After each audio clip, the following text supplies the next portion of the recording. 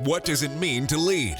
Lead in good times, lead in bad times. This hour is about how many top-notch individuals show the way. This is Today's Leaders, brought to you by Get Assist with Angela Kokott on News Talk 770. Plenty of sweat and tears go into a successful business. In the case of my guest today, his successful business is literally built on the sweat and tears of his customers. And it all began with his own sweat when he made the decision to change his lifestyle and get in shape. He is the founder of one of North America's most respected chains of stores focused on running and walking. I am pleased to welcome the founder and CEO of the Running Room, John Stanton, to Today's Leaders. Hello, John. New today. And there, I just have to remember that button that is so important. You know what, John? We've been doing Today's Leaders. I believe this is either the third or fourth year. And it was way back in the first year that I said, I got to get John on. He is so inspirational. And sadly, your schedule was just always so busy, running around, opening stores, whatever you were doing. I'm so glad you were able to make it to this season of Today's Leaders. Well, it's great to join you again. Let's start with your story. For people who aren't familiar with it, they might be familiar with the Running Room, but they might not know that you are an Alberta boy. Take me back to the beginning. Well, for the beginning of the Running Room, it started in 1984, and the actual catalyst was 1982, and it was a little fun run that was happening in Edmonton. And at the time, I didn't know fun and run could appear in the same line of sentence. And I was this 238-pounder, 2-pack-a-day smoker. I had gotten into the grocery industry, started as a bag boy and worked my way up as an executive vice president of a grocery chain in Western Canada. Had a lot of success going in my family and personal activities and my career and community activities, but it neglected my own wellness. And my two sons were going into this race. One was a 10-miler, the other was a fun run. And my wife said to the young guy, you can only go in if Dad goes with you. And Dad at the time was this portly 238-pounder smoker.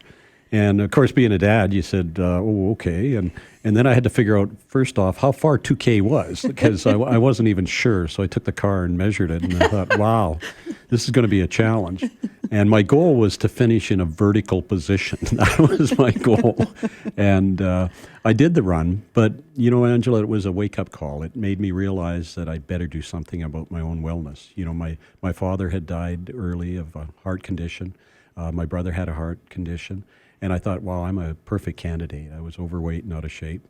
So under the cover of darkness, you know, every morning I'd get up so the neighbors couldn't see me, and I started jogging, and I started going around the block, and I would run from one set of late standards to the next, and then I'd walk the next set of late standards and run.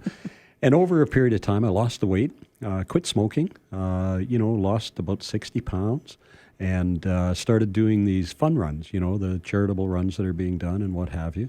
And fell in love with the sport, and then went on and ran marathons. I've run over 61 marathons, and did the Canadian and the World Championships in the Ironman.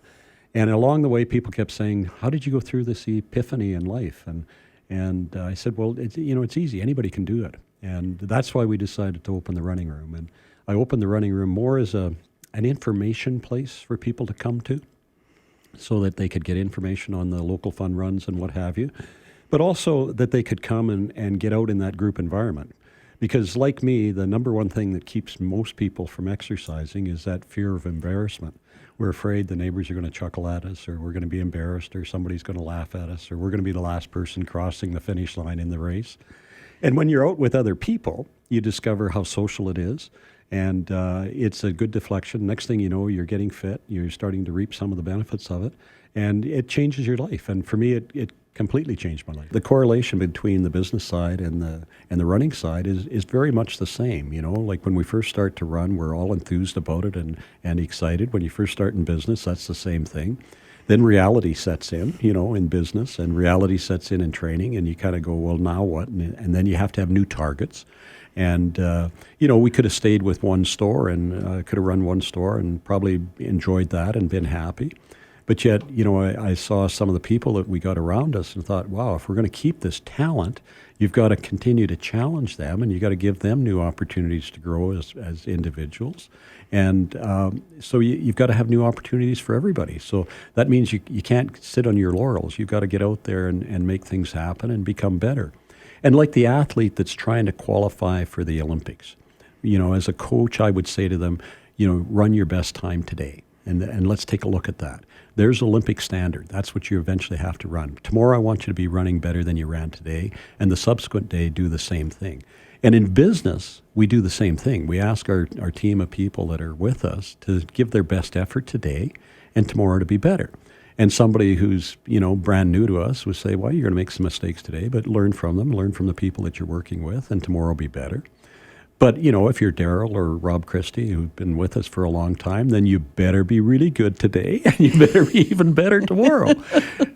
A lot of people think you have to run marathons. No, you can walk. You can walk. Yeah. And actually, I'm giving you credit for this, John. You might correct me, but you also really push that whole run-walk program. Absolutely, yeah. And if somebody's new and they're listening today and thinking, gee, it'd be nice to make that lifestyle change too, and they are like me. I was 34 years old when I first started to run.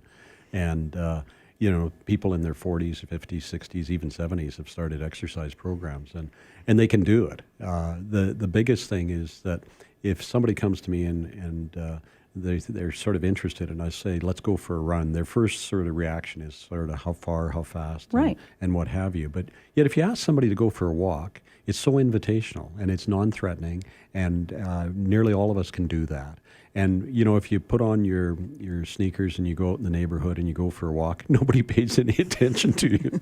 They just say, oh, I saw you walking through the neighborhood. Yes. But if you put on your running shoes and start running, then the neighbors are all saying, so, hey, you taking up running. What's going on? Are you? Right. So there's that. The thing that keeps us from starting an exercise program, I'm convinced, the number one thing is fear of embarrassment.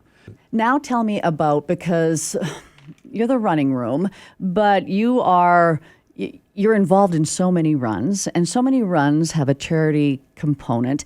Tell me how that has even changed over the years in your time with the running room. Well, when we first started, the runs, a lot of them were organized by sporting goods stores, and they were profit centers for sporting goods stores, and that's how they kind of started. Mm-hmm. Then there's a young Canadian who made such a huge difference in so many ways, named Terry Fox, who I think if you look at charitable runs, he's the guy that made that difference.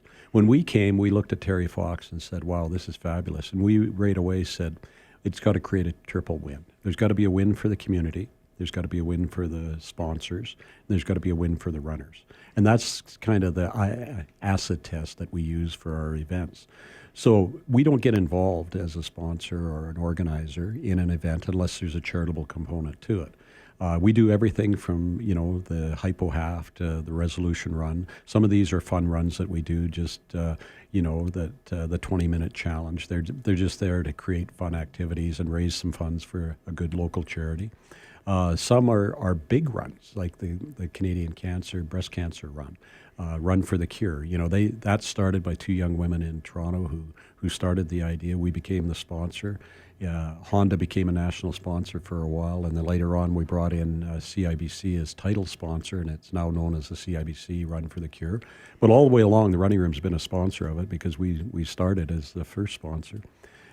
Each year, today we have a line of clothing that we sell in our stores. It's called a Pink Ribbon line of clothing. It's raised over $1.3 million for the Canadian Breast Cancer Foundation. Last year, the Run for the Cure raised, I think, $24 million in one day at the Run for the Cure. We still support the Terry Fox people and all the work that they do because they still epitomize what fundraising is about. We're involved in some 600 events across the country. And as I said, some small, some big, but all that sort of pass that acid test of what's going to make a difference.